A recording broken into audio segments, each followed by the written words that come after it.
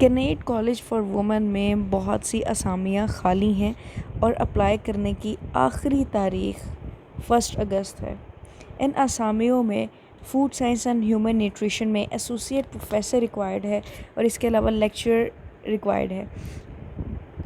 इनकी जो qualification experience required है उसमें PhD in food sciences and human nutrition और home economics, 10 years teaching research experience with at least 4 years post PhD level experience in HSC recognized university or a postgraduate institution, or professional experience in the relevant field in the national or international organization, 10 research publication with at least 4 publication in the last 5 years।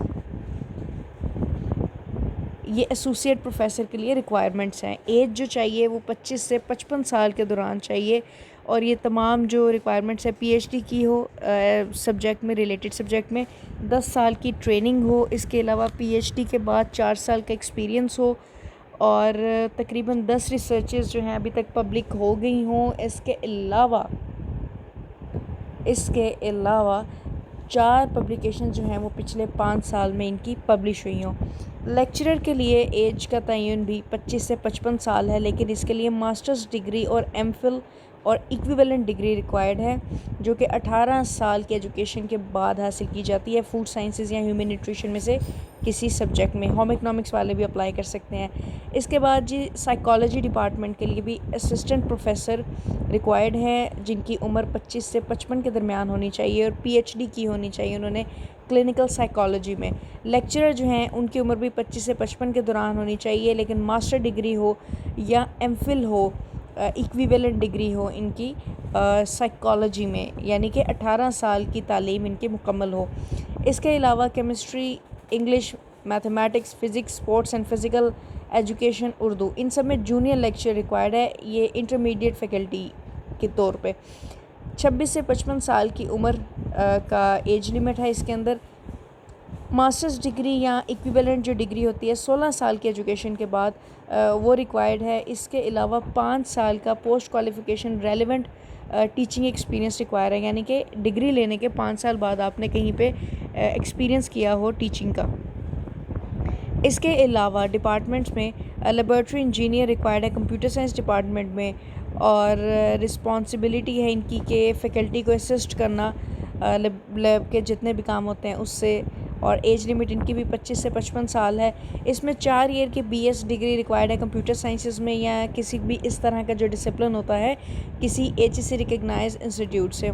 इसके अलावा बहुत ज़बरदस्त skills चाहिए, programming skills, जिसके अंदर C++, Java, assembly language and Unix and Linux programming, और अगर मतलब लैब एक्सपेरिमेंट्स वगैरह ये कंडक्ट कर सकते हैं digital logic and computer network वगैरह के साथ इनके एक्सपीरियंस है तो ये प्लस पॉइंट होगा।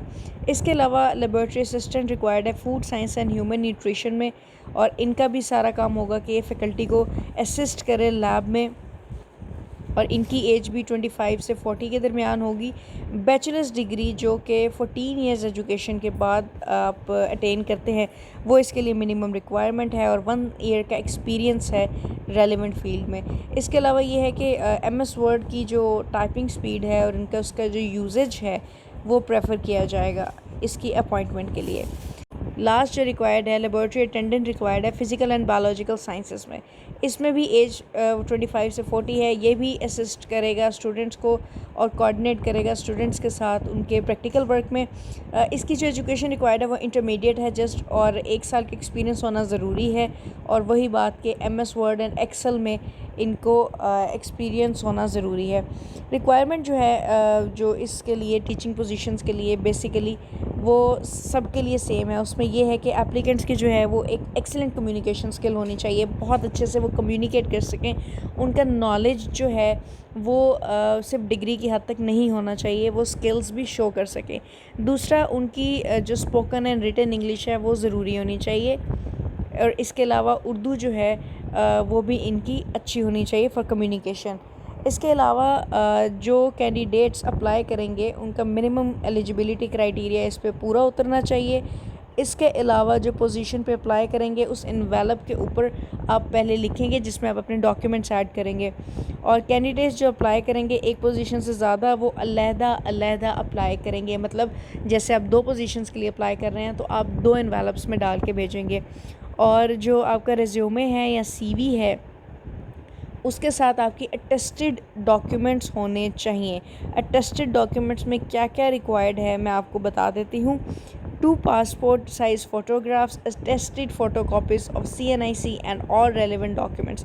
मतलब इसमें डोमिसाइल आता है, मेडिकल फिटनेस सर्टिफिकेट आता है, आपकी जो पूरी क्वालिफ़िकेशन की हिस्ट्री है, सर्टिफिकेट्स हैं, रिज़ल्ट कार्ड्स हैं, वो सब आते हैं, और एक्सपीरियंस लेटर्स आते हैं, जो आपने आखिरी सैलरी कोई रिसीव की है अपनी जॉब में वो आ जाती है।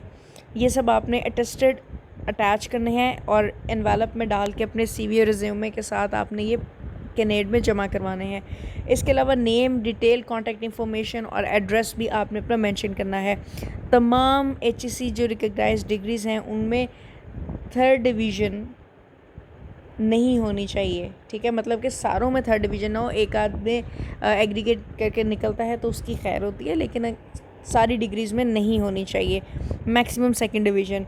इसके अलावा पार्ट टाइम या इस तरह के किसी भी मतलब आपके शो कोई लाइक आप पार्ट टाइम करना चाह रहे हैं या आप थोड़े से टाइम के लिए करना चाह रहे हैं, कॉन्ट्रैक्ट बेस करना चाह रहे हैं, तो वो बिल्कुल एंटरटेन नहीं किया जाएगा। इन्हें परमानेंट फैकल्टी चाहिए। और जो कैंडिडेट्स गवर्नमेंट या सेमी गवर्नमेंट या ऑटोनोमस बॉडीज़ में सर्व कर रहे हैं ऑलरेडी, उनको पहले NOC चाहिए होगा अपनी कंपनी से, अपनी ऑर्गेनाइजेशन से।